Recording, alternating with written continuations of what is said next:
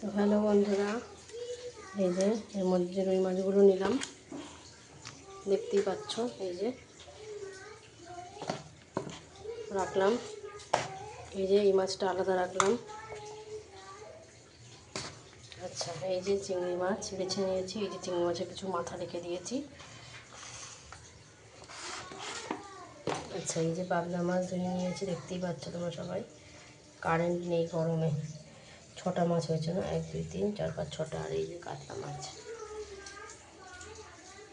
একটা মাছের ওজন কত হয়েছে বাবা, বড় বড় একটা ওজন, ধামসা ধামসা। সবকটা আমি পেটির মাছ রাখবো বলার আগে কাকু কেটে দিয়েছে। আমি ঠিক আছে থাকি, যা মেয়ে তো খাবে, আর কোনো লোককে দেওয়ার ব্যাপার নেই। আদার্স একটু সুন্দর কাটিং করতে হবে।